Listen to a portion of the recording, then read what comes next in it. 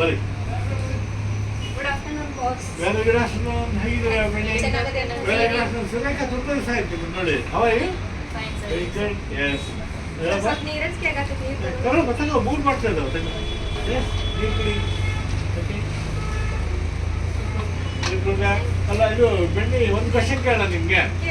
ನೋಡಮ್ಮ 3 ಬಾಟ್ಲ್ ಇತ್ತು, ನೀನು ಅದು ಗ್ರೀನ್ ಬಾಟ್ಲ್ ಯಾಕೆ ಚೂಸ್ ಮಾಡಿದ್ವಿ? ಯಾಕಂದ್ರೆ ಎಲ್ಲರಲ್ಲೂ ನೀರಿದೆ, ಗ್ರೀನ್ ಬಾಟ್ಲ್ ಯಾಕೆ ಚೂಸ್ ಮಾಡಿದ್ವಿ? ಈ ಬಾಟಲ್ ಒಂದು ಚಂದ ಕಾಣತೈತ್ರಿ, ಇದ್ರ ಕಲರ್ ಹೌದಾ? ಕಾಣತೈತ್ರಿ. You mean to say people will choose green bottle ಅಲ್ವಾ?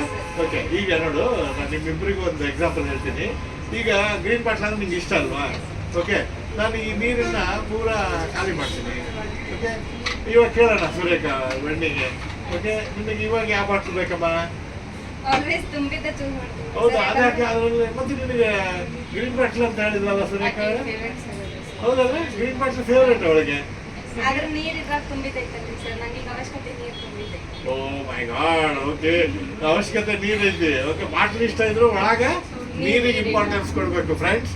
ನೋಡಿ, ಇದೇ ತರ ನಾನು ಸುರೇಖ ಮತ್ತು ಬೆಣ್ಣಿಗೆ ಏನು ಹೇಳಕ್ಕೆ ಇಷ್ಟಪಡ್ತೀನಿ ಅಂದ್ರೆ, ನಿಮ್ಗೆ ಲೆಸನ್ ಆಫ್ ದ ಡೇ ಏನು ಗೊತ್ತಾ?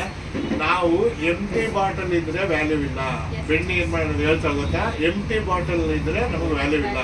ಅಂದ್ರೆ ಪ್ಲೇನ್ ಗ್ರಾಜುಯೇಟ್ಸ್ ಆದ್ರೆ ಉಪಯೋಗ ಇಲ್ಲ.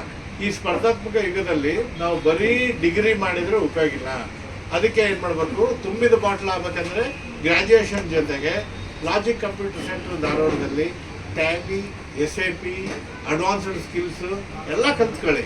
ಓಕೆ. ಅವಾಗ HR ಗಳು ನಿಮ್ಮನ್ನ ತುಂಬಿದ ಬಾಟ್ಲ್ ಅಂತ ಹೇಳಿ ಸೆಲೆಕ್ಟ್ ಮಾಡ್ತಾರೆ. ಏನಂತೀಯ? Right. Thank you so much. Thank you Surekha. Yes thank you. ಅರ್ಥ ಇನ್ಮೇಲೆ ನೀವು ಚೂಸ್ ಮಾಡುವಾಗ ಕರೆಕ್ಟಾಗಿ ಮಾಡಬೇಕು.